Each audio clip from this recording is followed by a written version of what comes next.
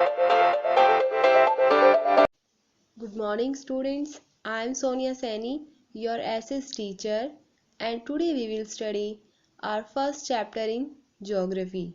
And the chapter name is resources.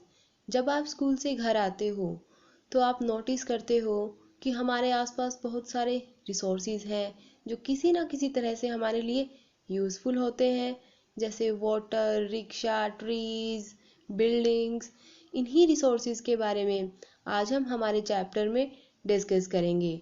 तो आइए जानते हैं कौन कौन से टॉपिक्स हैं जिन्हें आज हम डिस्कस करेंगे। सबसे पहले हम जानेंगे रिसोर्सेज के बारे में, ये क्या होते हैं और ये कैसे बनते हैं। उसके बाद हम डिस्कस करेंगे टाइप्स ऑफ रिसोर्सेज, रिसोर्सेज के कितने टाइप्स हैं। फिर हम डिस्कस करेंगे वो फैक्टर्स जो रिसोर्सेज के डिस्ट्रीब्यूशन में अफेक्ट करते हैं। उसके बाद हम जानेंगे रिसोर्स कंजर्वेशन के बारे में कि रिसोर्सेज को कैसे कंजर्व किया जाए। फिर लास्ट में हम डिस्कस करेंगे सस्टेनेबल डेवलपमेंट के बारे में। तो अब हम स्टार्ट करते हैं हमारे फर्स्ट टॉपिक के साथ, रिसोर्सेज। क्या होते हैं ये रिसोर्सेज? कोई भी चीज़ जो हमारी नीड को सेटिस्फाई करे उसे रिसोर्स कहते हैं। अब रिसोर्स में हम मेन 2 चीज़ें डिस्कस करेंगे, यूटिलिटी और वैल्यू। यूटिलिटी क्या होती है? जब भी हम किसी गुड्स को कंज्यूम करते हैं और उसे कंज्यूम करने के बाद हमें जो सेटिस्फेक्शन मिलता है उसे हम यूटिलिटी कहते हैं। वैल्यू, वैल्यू मीन्स वर्थ, उस रिसोर्स की कीमत। फॉर एग्जाम्पल जैसे वाटर है, हमें प्यास लगती है तो हमें पानी चाहिए। अगर पानी हमारे आसपास अवेलेबल नहीं है तो हम उसे खरीदते हैं और ख़रीदने के लिए हम उसे उसके बदले में कुछ पैसे भी देते हैं। तो यहाँ हमने क्या नोटिस किया कि जो पानी है वो है रिसोर्स। अब हम उसे कैसे यूज़ कर रहे हैं, पीने में यूज़ कर रहे हैं और वो हमें सेटिस्फेक्शन दे रहा है, तो ये है उसकी यूटिलिटी। अब हम उसके लिए कुछ अमाउंट पे कर रहे हैं, जो चीज़ हम पे कर रहे हैं वो क्या बताती है, उसकी वैल्यू को। अब हम नोटिस करते हैं कि कुछ रिसोर्सेज की इकोनॉमिक वैल्यू होती है और कुछ की नहीं।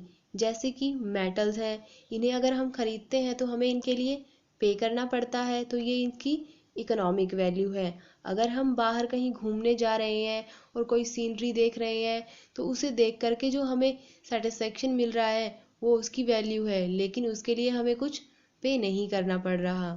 तो ये वो रिसोर्सेज हैं जिनकी इकोनॉमिक वैल्यू नहीं होती। अब हम डिस्कस करेंगे उन 2 फैक्टर्स के बारे में जो किसी भी सब्सटेंस को रिसोर्सेज में कन्वर्ट कर सकते हैं, जिनकी अपनी अलग ही सिग्निफिकेंस है, और वो है टाइम एंड टेक्नोलॉजी। जो टेक्नोलॉजी है वो टाइम के साथ साथ डेवलप होती है और टेक्नोलॉजी का यूज़ करके हम किसी भी सब्सटेंस को रिसोर्स में इजीली चेंज कर सकते हैं। Now we will discuss about our next topic, types of resources.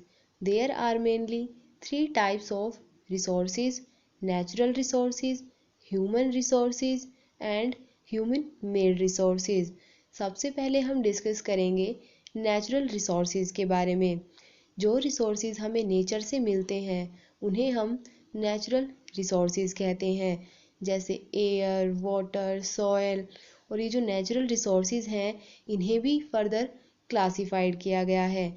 तो देखते हैं नेचुरल रिसोर्सेज को on the basis of origin. Biotic resources and abiotic resources.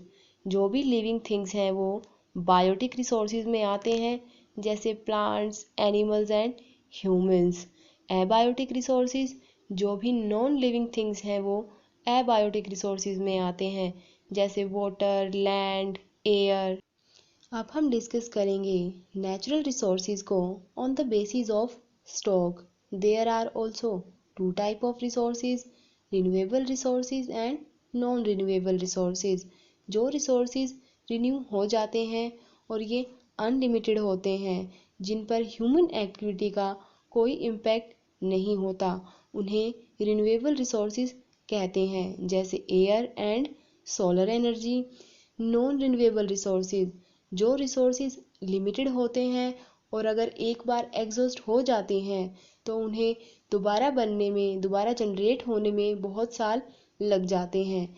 इन्हें नॉन रिन्यूएबल रिसोर्सेज कहते हैं, जैसे कोयल एंड पेट्रोलियम।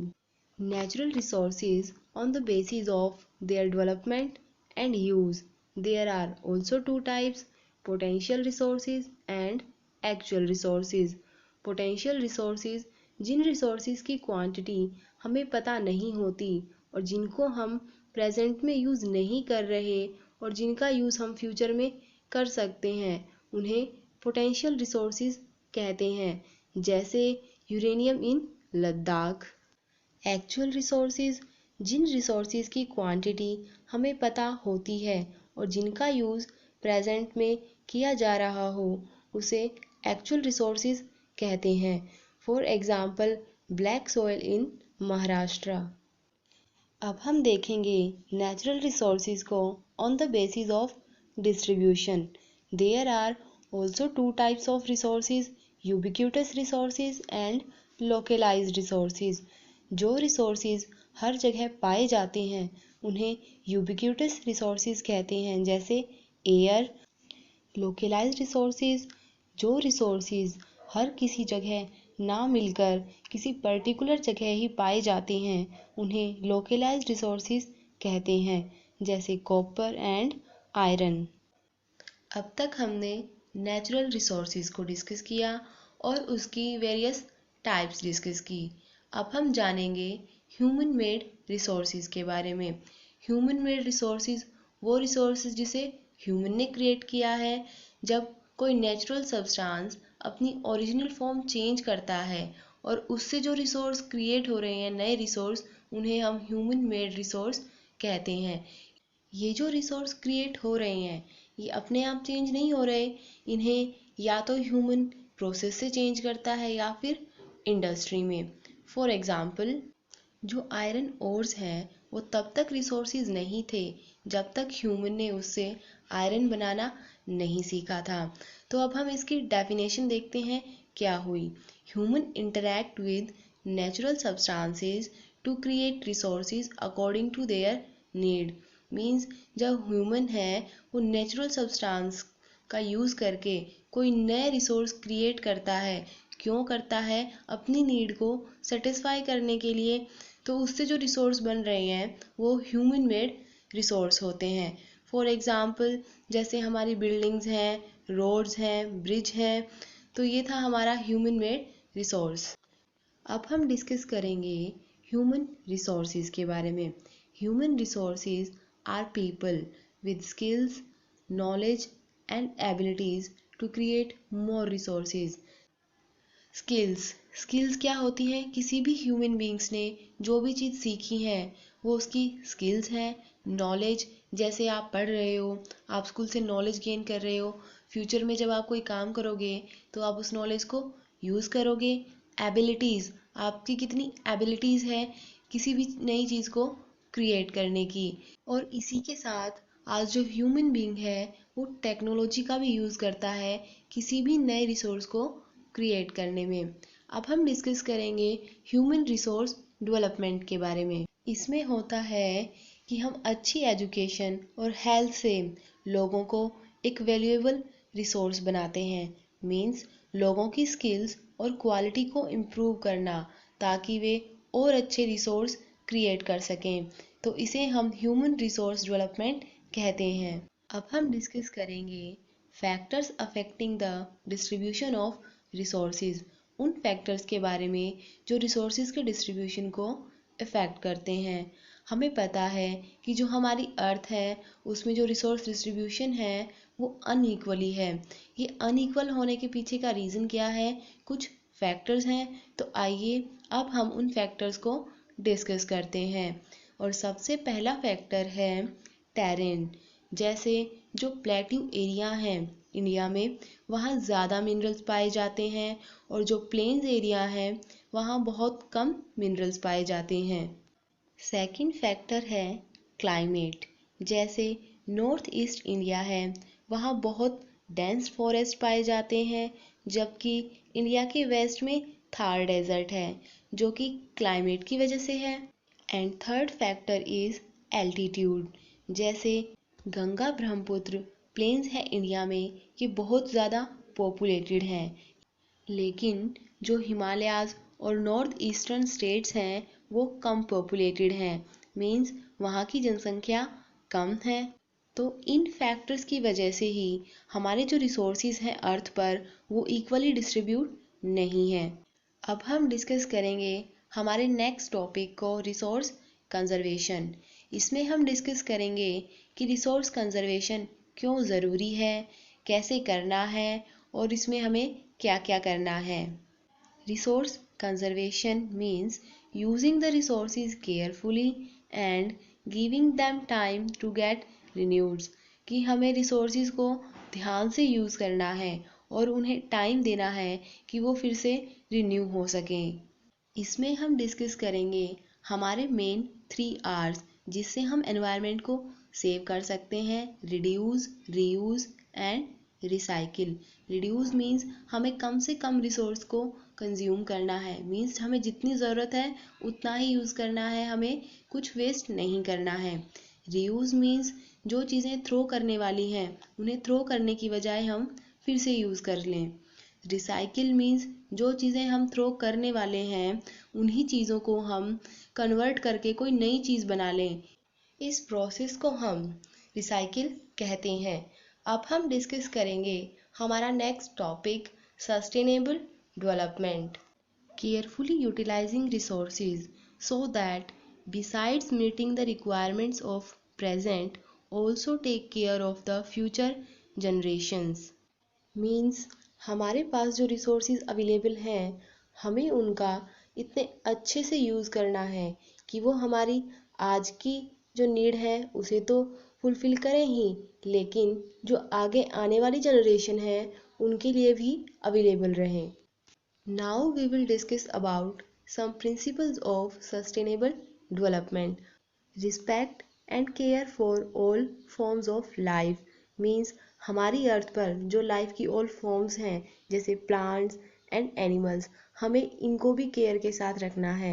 सपोज़ अगर हम प्लांट्स को आज बचा के रखते हैं तो आगे आने वाली जनरेशन के लिए भी ये अवेलेबल रहेंगे।